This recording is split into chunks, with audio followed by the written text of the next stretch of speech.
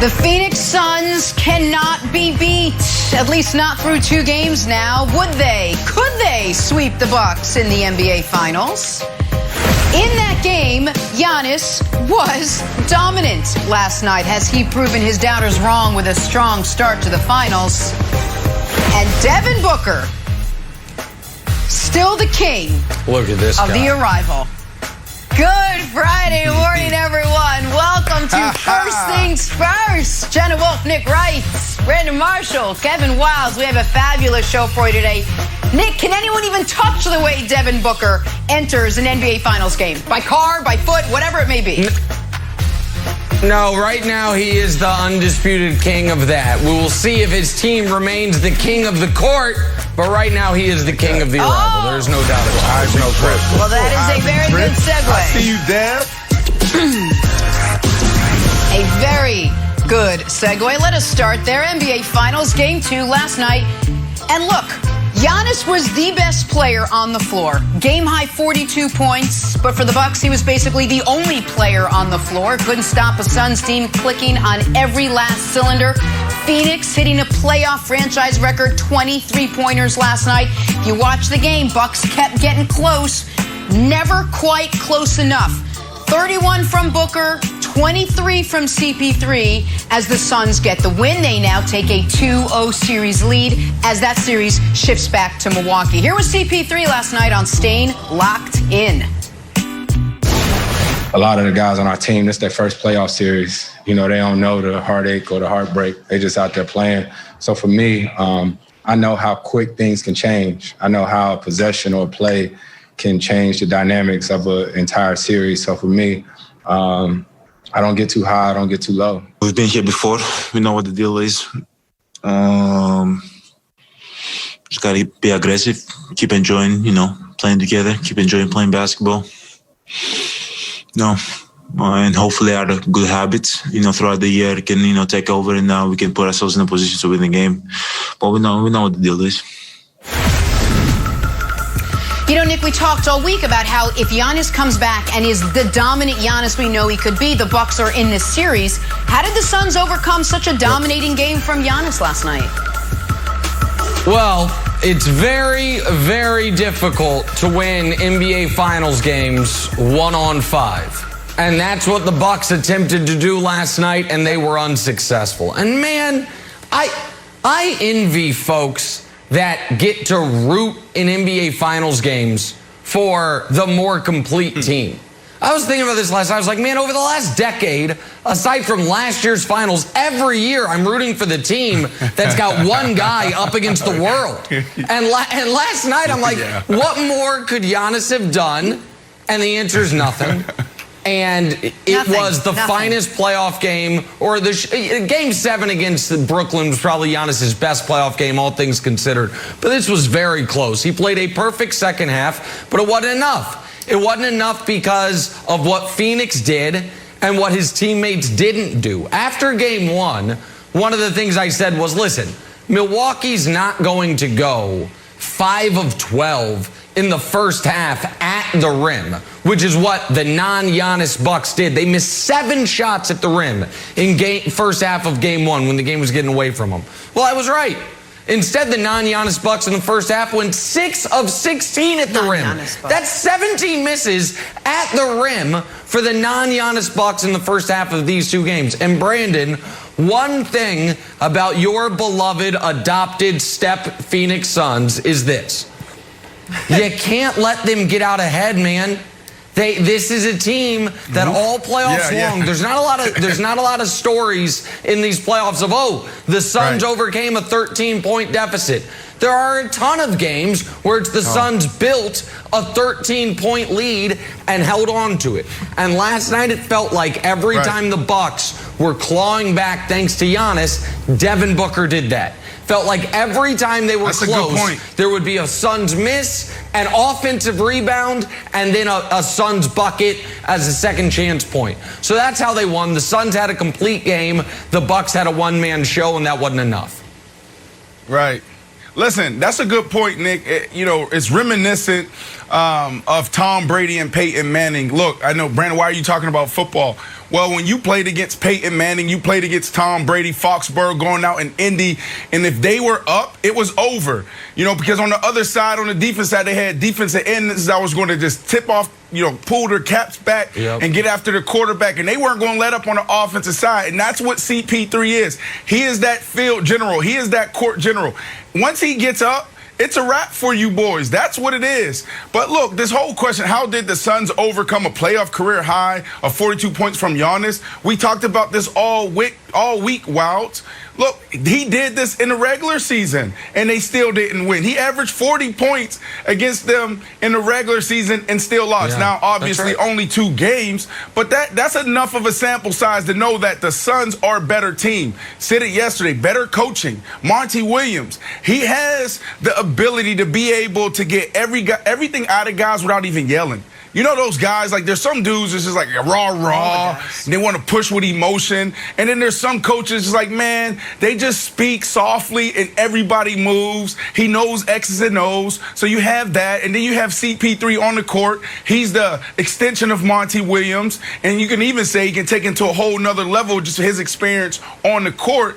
And then you have ballers on that team. So, look, they're the better team, period, Wilds. I know. You've been saying this, and I was like, I'm not so sure, Brandon. But I hate to say it, I'm starting to come around to your side of the Suns argument. Because here's the thing. The Bucks were 7-3 after leading after the first quarter. So once they got off to that first quarter lead, Nick, I was like, oh, you know what? It's Bucks time. This is their bounce back game. But then you saw the Suns come back and start playing more team basketball. And look, I'm going to show you one possession here, Nick, that I said, when I saw this, I was like, you know what? This will be on the VHS championship tape that the Suns make. I don't even know if they make VHSs anymore, but maybe it's like vinyls. There's going to be a comeback. It's on beta. This reminded me of the '86 Celtics. It looked like, you know, prime Tim Duncan Spurs. This looked like the Hamptons 5 Warriors. You saw this like, uh-oh. This is the best indication that that the Suns are a complete team. If I was to give you the one Bucks highlight, it would be Giannis getting the ball at half court and doing it all himself. And like you said, 5 guys versus 1 guy, 5 guys is going to win. I think that the Bucks will be able to turn this around because we've seen them be a little up and down, just like the Nets series. But the Bucks didn't play that poorly and still lost. So I would be a little bit more worried than I thought I was going to be for Milwaukee. Well, the reason that possession's so great is because the Bucks play 22.5 seconds of perfect defense, and it's not enough. Like, that is the banked-in 3 type of momentum killer, of spirit sucker, where it's like, you got to be kidding me. Where they did everything right, and the Suns just did everything a touch better. But I want to build on Brandon's point, because in the second half, there were 2 key sequences. One was when Giannis went to the bench for 2 minutes, and Phoenix instantly went on a 5-0 run. He was fixing his shoe or he had a cramp. It was infuriating. It reminded me so much of the 2018 or the 2015 Cavs, where it's like LeBron goes to the bench to get a drink of Gatorade, and immediately a 4-point lead turns into a 6-point deficit. It's like, what the hell just happened? But the other sequence was another 5-0 run, Brandon, on offensive rebounds, and those possessions were kept alive by Ayton, and on the possession in between, where the Bucks had the ball, Ayton got a block, and it was right after this moment from Monty Williams that you were referring to that I think if Wild is making, you know, team basketball VHS tapes, this should be on a Tom Amansky coaching tape. Play the Monty Williams sound. This is the deal. One, we're getting back in transition. You don't have Giannis find a man and be a guard. 2, look at me. You set a high level for yourself. That's why you're down. That's great. Now go reach that level. Okay? And you can reach it with force. Doesn't have to be stats all the time. Go dominate the game with force. Okay? Because you set a high level for yourself. Go dominate the game with force. Let's go. All right, Brandon, so 2 things jump out to me about that. Awesome. One is that he absolutely listened to him. He was like, you don't have to dominate it with stats. Yep. You can dominate it with force. And what did Ayton do? He tipped balls out for offensive rebounds. He hustled on defense. The other thing, and this is what I want your take on, the way he said, look at me.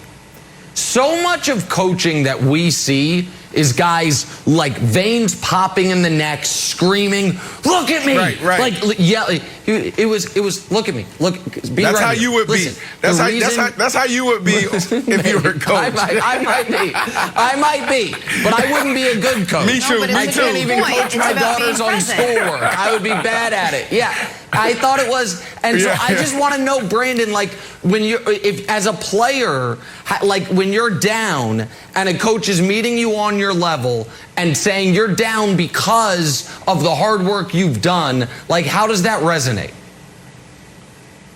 Yeah, listen, what I've always looked for was the coaches that hand stayed steady no matter what.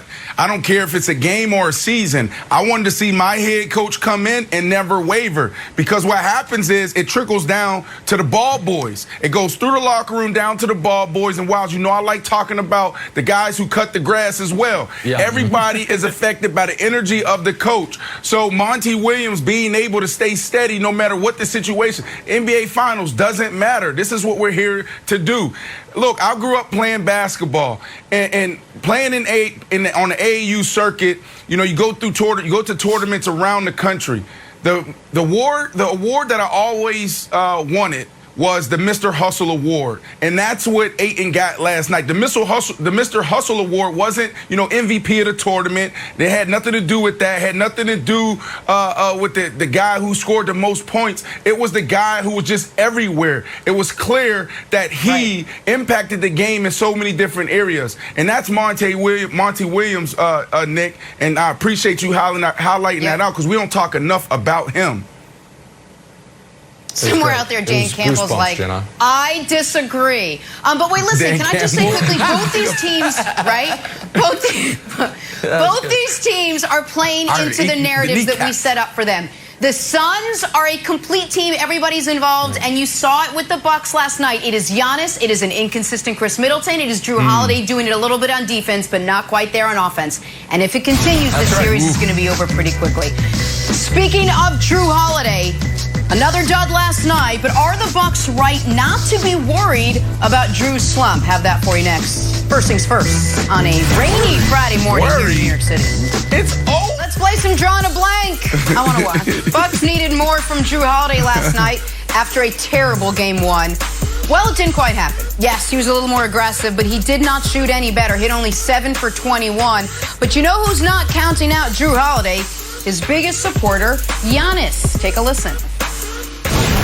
I don't worry at all about him. I know he's going to be there. He's going to be there when we need him the most, and I don't worry about it. He's a great basketball player. He's a great basketball player, and he's played great all year, and he's going to continue to play great for this team. That's the kind of support you want. Man, Brandon, Giannis, boy. That's like when I tell Nick his hair does look good. Jrue Holiday's NBA Finals have been blank. What? Man, listen, sorry. Giannis is pulling out all of the mindful tricks, and I don't know if he has like a samurai warrior that consults for him or some type of, mental fitness coach, but he is trying to speak things into existence now. We've heard him all year talk about don't get too high, don't get too low, but now he's talking about him like, oh my goodness, he's been playing great all year. He's going to be there when we need him. Well, Giannis, you need him right now, because history is on the Suns side. You need that dude to step up right now. Last night you need him. The night before, 2 nights ago, you needed him. But anyways, here's my answer. Product of the system. I've been saying this. When you have a guy like Giannis, it makes it hard for everyone else. He's a ball-dominant guy. Nick, do you know who he is? The perfect comparison is James Harden. That's who he is. Now, if you go back and see James Harden, his peak in his career in Houston, as far as ball-dominant usage rate, it's very close. Now, obviously, totally different games, but you got James Harden, who's magnificent, and then you got the guys on the other side just got to find their way and they got to fit in. That's who he is. So Jrue Holiday, Chris Middleton, doesn't matter. They got to find their way, and it's always going to be inconsistencies in their game because you got a superstar. This is what they did in Houston. Morey, Coach D'Antoni, they built it around his superpowers, and everybody else got to find a way. So I'm not knocking Jrue on this. Well, I am knocking Jrue on this, and I said his NBA Finals thus far have been Starksian, meaning John Starks, meaning the 94 Finals, meaning 2 of 18 in Game 1 and 3 of 18 in Game 7. And, by the way, in those finals, Starks found a way to shoot 34% from the field and 32% from 3. Right now, Holiday is shooting 31% from the field and 12% from 3. He's going to have to be better. But more importantly, if we can put Kevin Wildes on the screen. Wildes, I apologize. Yes. From Dr. Universe at Washington State University, the water on our Earth today is the same water that's been here for 5 billion years. Only a tiny bit has escaped into space. That means there's a high chance the water in your glass is what dinosaurs were gulping 65 million years ago. I can't believe I doubted you. I can't believe I'm just now learning this. What was the name of that? It's really off-brand for me. What was the name of that doctor? Well, it's Dr. Universe, but I think that's just his pen name. It is at Washington State University. You should make it a point. So good job by you, as you were, Wildes. My apologies. I shouldn't have doubted you. I got to look up. Look, I looked up these Jrue Holiday stats. I was also looking up, Stegosaurus urine. That was the thing. Like, are you drinking dinosaur pee? That's the real thing to Google. In any event, can we throw up Jrue Holiday stats? So here's the thing about your answer, Nick, about Starksian. The difference is Starks was missing threes. Jrue Holiday is missing them right at the rim. Like, we knew he was off when he had that. I think he had a steal and a breakaway, and he just missed an open layup. I was like, oh, Jrue. So it's not only a bad sort of series, it's an all-time bad postseason. But I am a Jrue Holiday believer. I think he comes back in a major way, and these even out, and we're due for a big Jrue Holiday game. So there you go. That's the bright side of the coin there. There you go, guys. It's over. Kevin Wildes. Glass half full. His Jrue cup T-Rex is half P. full. Time for the weird and the wonderful. How about Phillies first baseman Brad Miller going yard? Not 1 time, not 2 times. How about 3 times yesterday at Wrigley? Phils went on to win 8-0. It was a pretty wonderful win for them. Wildes, what else you got for us, though? Well, it's an all-Tatis weird and wonderful. National Padres, top of the 6th. Shift is on. So Tatis is playing kind of second base, mishandles the ball, and makes an awful throw. It's the 19th ever of the career. Could have been 20. So now he's got too many errors here, guys. He leads the league in errors for shortstops. Javi Baez is second with 15. He should probably have 20. He's got to work on it. So I got to give you the good and the bad. But here's the wonderful. I'll save the best for last. In the 4th inning, Tatis is up against Scherzer. Boom! Bomb! Home run number 28. Padres end up winning this game. Also featured a grand slam by their rookie pitcher. Take a listen. Camarena to deep right field. Camarena plays it. Slam Diego. Are you kidding me? The Padres pitcher that just brought up from El Paso, the San Diego kid, to the grand slam. That's unbelievable. Oh my gosh!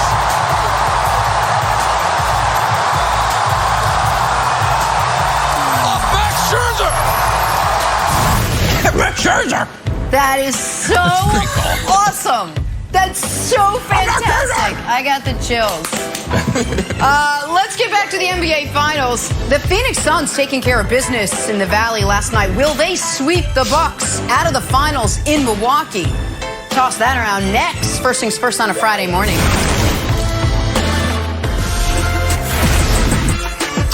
Back here with NBA champ Antoine Walker, and we're talking the status of the NBA Finals. Suns have been red hot offensively, which means the Milwaukee Bucks are waking up this morning down 0-2 in the NBA Finals. Giannis was as Greeky-freaky as you can get with a playoff career-high 42 points. What he didn't have was any help from his friends. He's going to need more from his team in Game 3. Antoine, I ask you, with what you've seen so far, what is more likely, a Suns sweep or a Bucks comeback? Well, that's a great question, but I still believe this series is still very winnable for the Bucks. They're going to have to do a lot of adjusting, and I talked about that after Game 1. They've got to realize that Brook Lopez cannot play in this series. Unfortunately, Brook Lopez is a very, very good player. He's a guy that, but because he's able to make a three, I think Milwaukee and Buzz falls in love a little bit too much. But what you have to do is play small. Remember the guy, Bobby Portis, that played in Game 5 and 6? You have to play him. You have to play him with Giannis.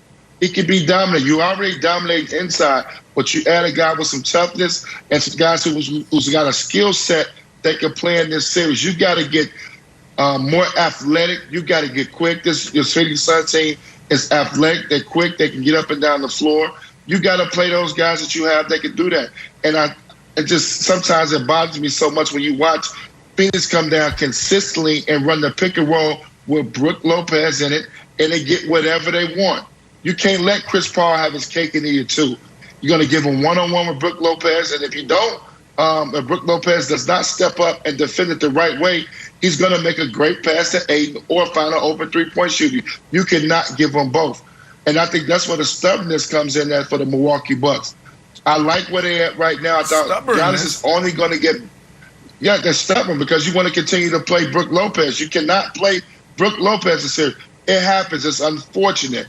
You don't match up with every team. The Bucks have to make adjustments to be able to compete with the Phoenix Suns. That's how the game goes. Every series is different. Every matchup is different. And then you got to rely on your stars. Chris Middleton and Holiday, listen, you got to empty your clip. You can't have a guy who just sit out 2 games, come back, and be more aggressive than you are. Chris Middleton, you cannot sit back. You just came off an unbelievable Eastern Conference Finals run.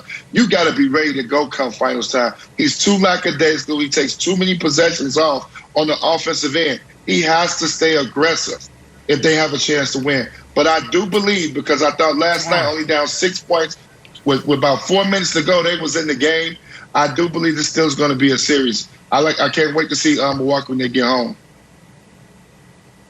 Twan, the only people that's stubborn is the people sitting on this set next to me. I don't know where Wilds is. I know where Nick said it at the beginning of the series. Nick said that he think they're going to go down, 0-2, the Bucks. And now they're down 0-2. History has shown that the team 90% of the time, the teams that are in this position, they go on to win the title. So you guys are being stubborn. Y'all need to stop this, man. The Suns, they're better coached. Okay, Monty Williams and CP3, throw him in there. The leadership.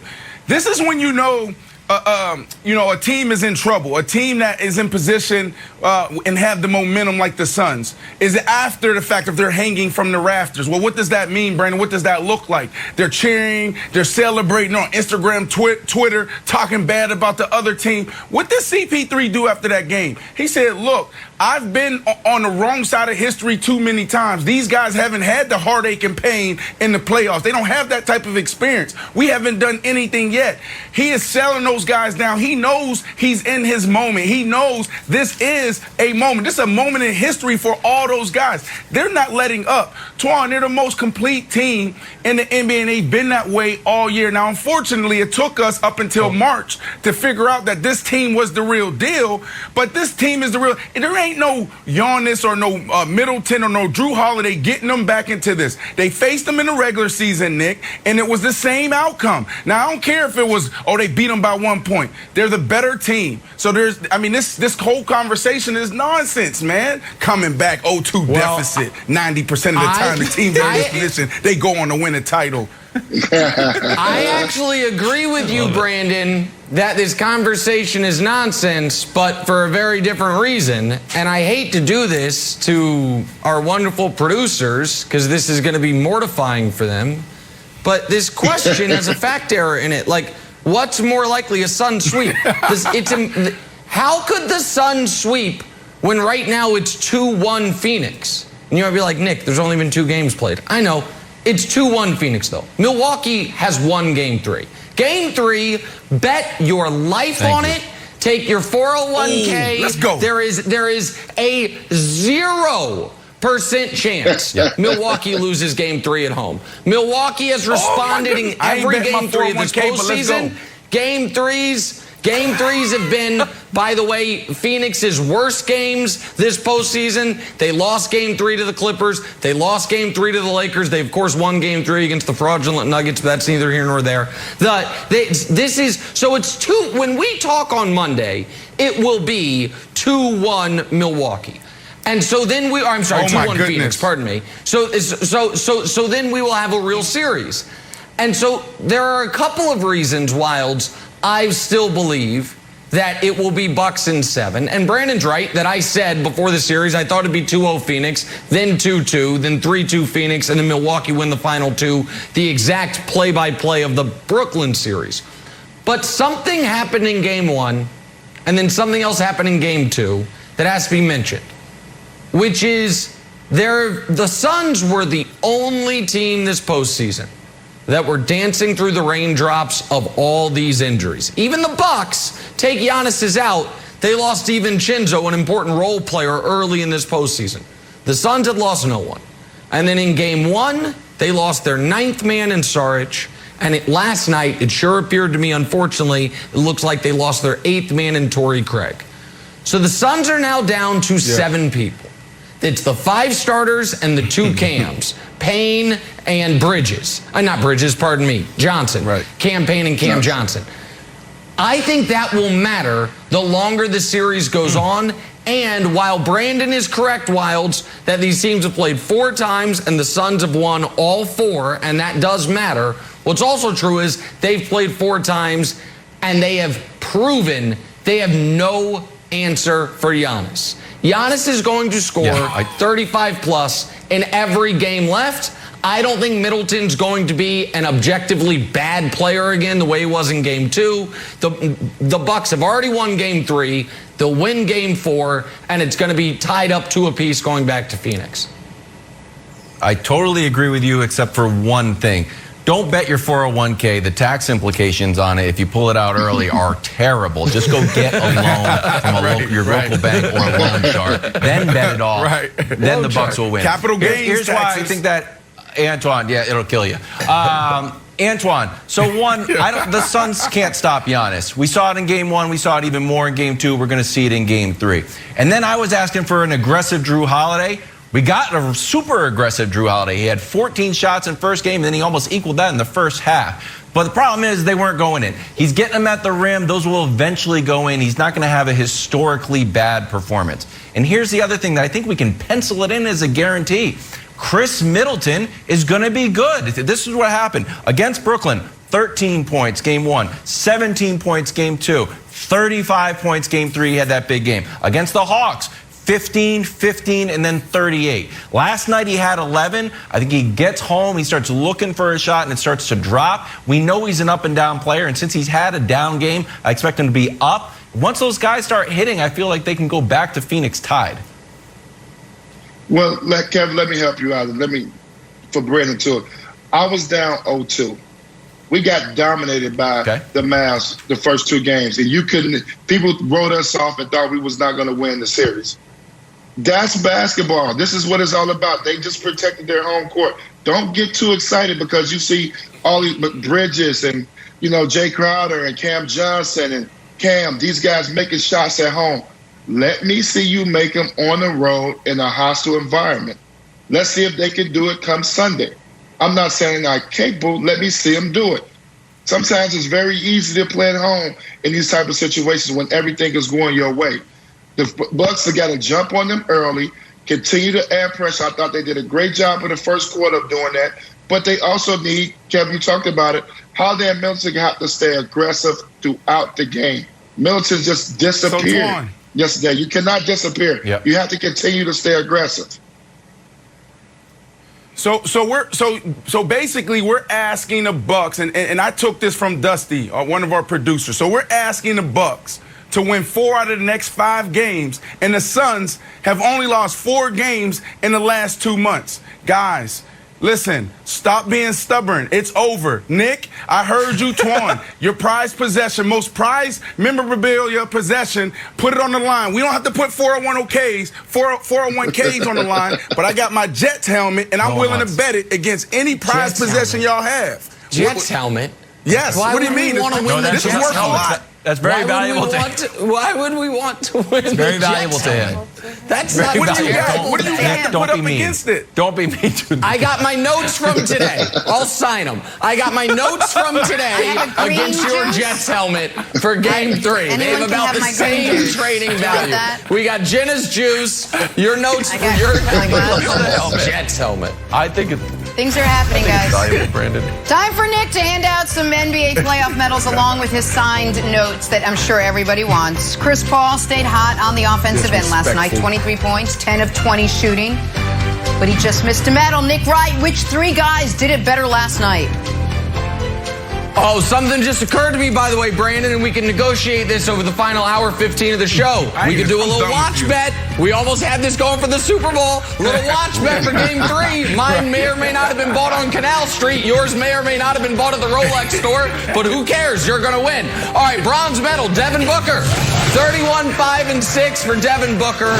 Felt like every time the Bucks were about to get back in the game, Booker did that. Usually when the shot clock was winding down, it was a killer, particularly if you had Milwaukee plus 5.5. That's why they can only get the watches on Canal Street now. Silver medal, Mikal Bridges. Amazing first quarter from him. They kept leaving him open. He kept knocking down shots. Excellent on both ends. Great game by Bridges. He was the unsung role player hero of the game. But the best player last night is unquestioned Giannis.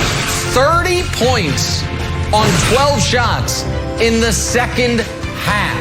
Begging for the ball because he said, none of these guys can guard me. It's a shame they wasted this performance. 42, 12, and 4 by Greek the Freak, as Brandon would call him.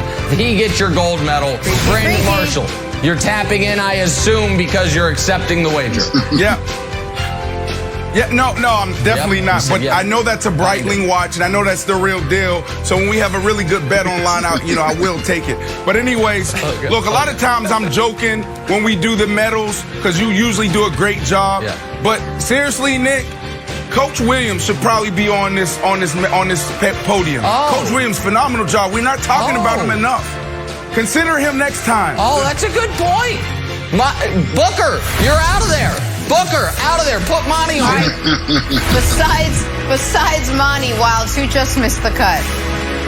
Oh, Jaylen Brown, and specifically the producers of Jimmy Kimmel Live are just making the cut because this is what you should see next All-Star game. Don't get me wrong, I like the three-point competition, but it's a little staid. I like those inflatable guys that you see at used car places, and it gets a nice little award. So there's Jaylen Brown, who, by the way, if you're paying attention, I do not want traded from the Celtics no matter what. And that's missed the cut, Jenna. Also, Jaylen Brown and I wearing the same shirt today, apparently. I don't know if you guys caught that. Maybe we'll see it next time round. Get back to the NBA Finals. What did Phoenix prove? That's embarrassing for me. Phoenix proved last night with their Game 2 win. We'll dive into it next. This is First Things First. Back here, First Things First, with our friend Chris Broussard. All right, Broussard, Bucks are waking up this morning down 0-2 with a whole bunch of issues to address. How do they stop that Suns offense? What are they going to do? What are they going to adjust? What are they going to wear? CP3 and Devin Booker pretty much having their way in games 1 and 2. So, Broussard, I come to you, my friend, with one of my favorite questions. Here we go. Listen to me carefully. Take it all in. Is this series over? Well done, Jenna. Look, I think the Suns are the better team. Look, I think the Suns present matchup problems for Milwaukee that they won't overcome. I've been saying this ever since I put Phoenix on Brandon's radar a few months ago. All right? So I do believe the Suns are going to win this series. They're going to win this series. I said it from day one. All right? So when I hear that question, Jenna, is it over? I'm taking it like this. Are we looking at a 4 or 5 game series? Are we looking at a series where there's no drama, there's no competitiveness, there's no doubt whatsoever? To that, I'm going to say no. I do think Milwaukee can still make this a series, and I think there are several reasons for that. Number one, they've already proven they're mentally tough enough to bounce back from an 0-2 deficit. Wow. They did it against Brooklyn. They won a Game 7 in Brooklyn in that series. Number two, they do have the best player on the court. And Giannis showed it last night. So they got the best player in the series. Number three, the APB that was put out on Chris Middleton and Jrue Holiday has come back positive. And after not showing up last night, they'll be there at Game 3 in Milwaukee. Those two play much better at home than they do on the road. They shoot much better. And number four, Phoenix shot 50% from the floor last night. From 3. That's an aberration. That's not likely to happen again. And if they don't shoot 50% from 3, Devin Booker was crazy on fire, then maybe we're looking at a 1-1 series. So, yes, Phoenix is going to win the series. But I do stick by my prediction of Suns in 6. Not a sweep, not a gentleman's sweep. Milwaukee makes this a series. I'm sitting amongst the most stubborn people in sports. Guys, just say it. We don't got to, go into the analytics and all this other stuff. And I'm so disappointed in you, Chris. You're supposed to come with the energy. Jenna set you up. She gave you the alley-oop, bro.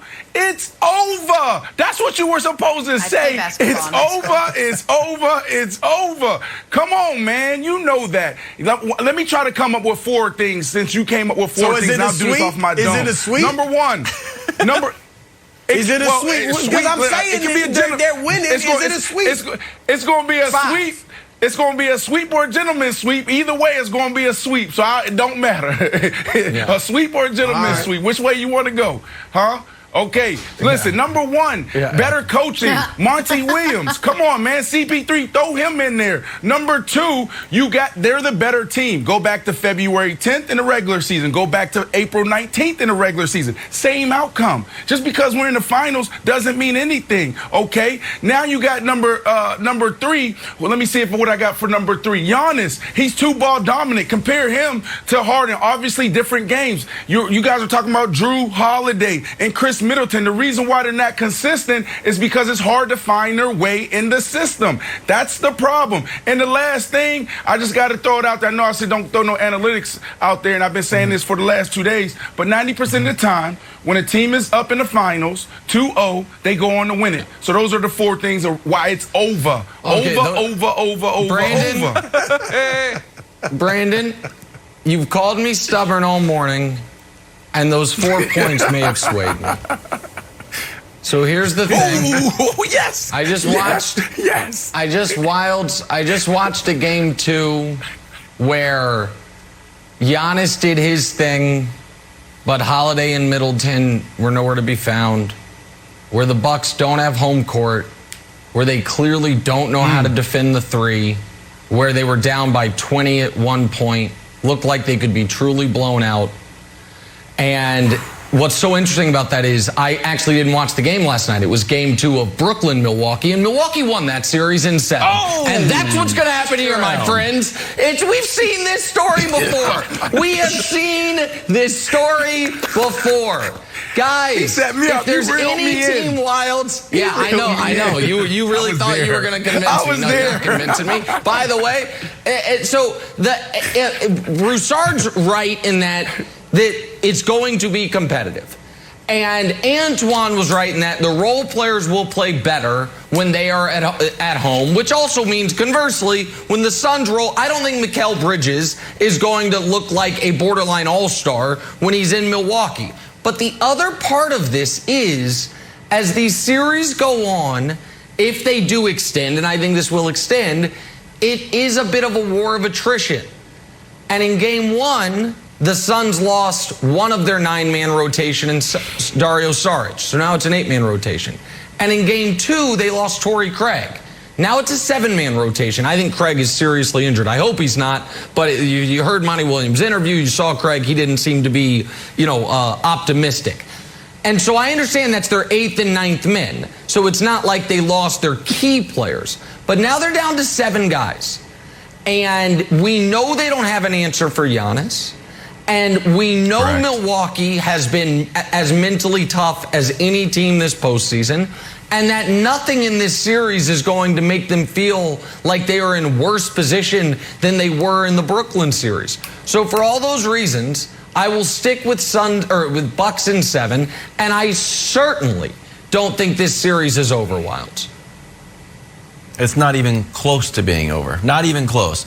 Here's the reason. And I watched this series, Broussard, and I was like, oh, Chris Middleton is a little bit like me when I go to a party. I don't like to go to the party early, Broussard. I like to come to the party a little bit late. Sometimes I get to the party later than I even want to, and the party is going on. And old sober Kevin Wilde's like, hey, everybody, want to shake hands? And people are hanging off the rafters and doing shots. I'm like, holy cow, I got to catch up here. We got to take some shots right now. I head right to the bar. Then I got to catch up. But that's my game 3, and that's the same as Chris Middleton. Game 1 against Brooklyn, 13 points. Hey, everybody, how's the party? Uh-oh. Game 2, 17 points. Uh-oh. And then next thing you know, Chris Middleton, 35 points game 3. Got to get the blood flowing. How about the Atlanta series? 2 15-point games. Game 3, 38 points. Uh-oh, turn the music up. Guess who's here? Wilds and Chris Middleton. Last night he had 11 points. Game 3, he's going to score 33 points. You get the blood flowing. You start to feel the music. Like, all right, I'm feeling good. Let's take off our jackets and start working. So there you go. It's going to be a Chris Middleton party. Game 3. Sorry, I know. I had to bail out on the bit halfway through. No, you're absolutely right. Chris Middleton, game 3. From game 3 forward in the playoffs, Middleton's averaging 27 points. In the first 2 games in the playoffs, he averages 17. This is Chris Middleton. I know people are trying to make him out to be the best player on the Bucks. Oh, he's their Batman. No, he's none of that. He's a nice player. He's a good player. He's an all-star, and he's up and down. But he'll be up in game 3 and get the Bucks back into this series. Party time. Jenna, you talked about Devin Booker earlier in the show to open up our morning show. Okay, about his entry into the games, how he's dressing, the old school cars he's driving. I get it now. I understand why he has to do all of that to get our attention, because we seem to forget that he's that dude. Devin, I remember you dropping 70 points without an overtime in an NBA game. I remember that. I know who you guys have. I know you have Ayton. I know you have CP3. But, guys, this is a bona fide superstar. He is not letting the Bucks come back. So Jenna, I just wanted to highlight that, because I just feel like it's disrespectful to say that it's not over and the Bucks still have a chance. I don't care if they have Greek the freak. It's over. It's over. We'll see. We'll see. Game 3 set for Sunday. We'll see if the Greek, the freak, can show up and get the Bucks back in the series. We'll keep the ball rolling. Big dog. What does Brandon think? This is done. Let's not talk about it anymore. Let's see if the Suns will prove him right. We're back after this. Okay. So funny, Brandon. I'm so glad I put this. Sunday on FS1, the most anticipated soccer tournament of the year begins as the U.S. men's national team looks to defend their home turf as they take on Haiti in the Gold Cup. It all kicks off Sunday, 8:30 Eastern on FS1 and the Fox Sports Prayers app. up. Yes, indeed. We stick with soccer because tomorrow's Copa America final between Brazil and Argentina is featured on the free-to-play Fox Bet Super 6 app. Scan the QR code, download the app, and answer 6 questions for your shot to win $1,000. I scanned a QR code for a menu the other day and felt incredibly impressed with myself. Just felt like I should let everybody know that. Time for stories to start your morning. Been doing that for a year. Feels absurd. Well, okay, I didn't understand. You just put your camera on it. It's not more extended to Oh my goodness. and they're not. Move on. Oh no. That's on them. Yeah. The Bucks are okay. I'm ready for paper menus. Bucks are waking up this morning down 0-2 with a bunch of issues, a bunch of questions they need to deal with. How do they stop that Suns offense? What adjustments now need to be made? Where are we all going for team dinner tonight? A lot to figure out. CP3, Devin Booker, pretty much having their way in games 1 and 2. Brandon, yesterday you were still high in the Bucks. Keep that music in going. The series. How do you feel today? This question was for Nick. What's happening? What's happening? How do you feel today? Do you think this series, Brandon, is over? All right, go. I'm asking you. Is this series over? Yeah, keep that music going, producer. Yeah, Mr. Producer, Keta, keep that music going right there. I'm going to change it up because it's Friday, and I'm not going to let Nick and I'm not going to let Wiles mess up my mood. It's Friday, and it's over. It's Friday, and it's over. When you're up 2-0 in the NBA Finals, 90% of the time, you go on to win it. It's over. It's over. Nick, it's over. They got better coaching. They got CP3. Giannis dominates the ball too much, so they can't get the other guys involved. It's over. It's over. All right, Brandon, I appreciate the energy. And by the way, let me tell you something about Brandon Marshall. What a great teammate he is. Great teammate. Whether it was at UCF, the Broncos, the Bears, the Jets, the Dolphins, the Seahawks, the Saints, or here on First Things First. Yeah, now Brandon Marshall realized the second half of my career. Brandon Marshall realized that Jenna Wolfe potentially had the most embarrassing moment of sports television in 2021 when she admitted to the world, I didn't know how QR codes worked. When that's the only way we've been able to order food for a year. And Brandon's like, you know what, Jenna? Let me fall on that grenade. I'm going to impromptu sing my point about the NBA Finals. So to get us back on track, so great job, Brandon. What a guy. To get us back on track. Thank you, Brandon. I do not think it is over. I do not think it is over because while Brandon is right in that these teams have played 4 times and the Suns are 4-0, that ain't great. What's not great on the other side is they've played 4 times and Giannis has annihilated them all 4. Now you can be like, well, doesn't matter. The Suns, they still haven't been able to beat them. Yeah, but in the regular season, the first game, Jrue Holiday didn't play. And in the second game at the end, Giannis had to leave the game with a cramp or something, and they lost by 1 in overtime. So the regular season games were close. And I do believe, Wilds, that Giannis's production is going to stay at like a 97 out of 100. And I believe at home, Middleton will be very good, as opposed to what he was last night, which is terrible. Now, I don't know what we're going to get from Jrue Holiday.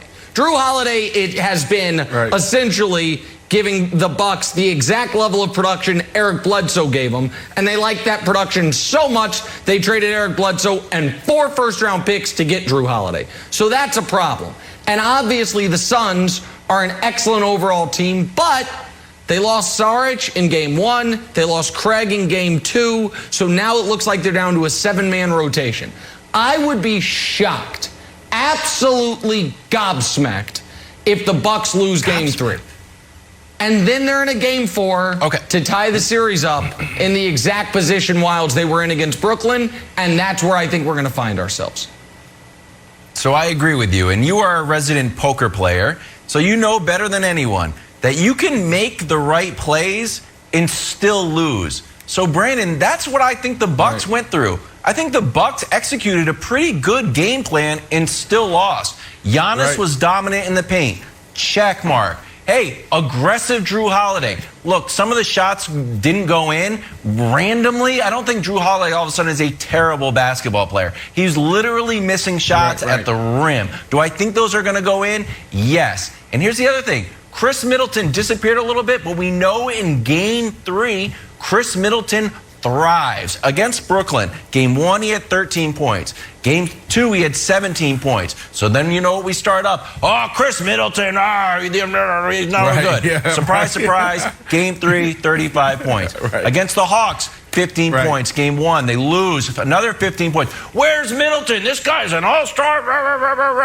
Comes out and scores 38 points. So last night he had a very pedestrian game. He's going to get back home and have another monster game 3. He's going to score 33 points exactly. Take it to Fox Bet. Tell him your old buddy Kevin Wilde still good. And so I think the Bucks end up winning game 3, probably win game 4. Series goes back to Phoenix tied, buddy. Listen. Here's why, I'm adamant that it's over. You made some great points. Of course, if they have Jrue Holiday and Chris Middleton step up and do their thing on the offensive side, then they'll be in a good position. I have them winning 1 game, Nick. But here's the deal, man. You go back to February 10th, the first time these two teams went head-to-head. April 19th, it was the same result. Giannis did his thing. Giannis averaged 40 points. That's the 2 true. games in the final, it's the same thing. Giannis dominated the board, 17 boards in game 1, 42 points last night. Giannis is doing his thing. It's the same outcome. Why can't it be that this team is just better? They're better coached. They have a better leader in CP3. You're seeing the attention to detail on both ends of the court. And it's not just now this, it's not like a Cinderella story where they're in the playoffs now. Now they get hot and they take off. This team has been doing it all year. It's unfortunate, Nick, that we, all of us, it took us until early March to realize that the Suns were the real deal. No, that's fair. And the Suns are an excellent team. And you know how highly I think of Chris Paul. And you've done a great job highlighting Monty Williams. That's right. And we don't have time to play the sound again here. But Monty Williams had a great moment with DeAndre Ayton that I think actually resonated in Ayton making some good plays late in the game. So I am not acting like winning 4 out of 5 against the Suns would be an easy task when, as you put it earlier, they've only lost 4 times in the last 2 months. But what I do want to impress upon the audience is, while history says you don't typically come back from 2-0 down in the finals, it is not an impossible hill to climb. It is a hill the Bucks have already climbed this postseason against a team that at the time looked unstoppable in Brooklyn. Obviously, they dealt with injuries. And Monty Williams has done a great job. But he also has been the one coach this postseason that, aside from Chris Paul's COVID absence, has been able to coach without really changing up the rotation due to injuries. With Sarge and Craig now out, now you're down to 7 guys. The Bucks know what their rotation is, with the possible exception of adjusting Lopez. Monty's going to have to make an adjustment, and I want to see what that is. Brandon, would be shocked if the Bucks roll over and play dead in Game 3. I think they win Game 3, and I think we're here Monday at 2-1. Oh, we're singing it's us home, baby. Take us home. Over. It's Friday, and it's over. The Bucks got to find a way to win 4 out of next 5. When the Suns only lost 4 in 2 months, it's over. It's over. Jenna, it's over. Jenna, you know what else is Enjoy over? your weekend. This show.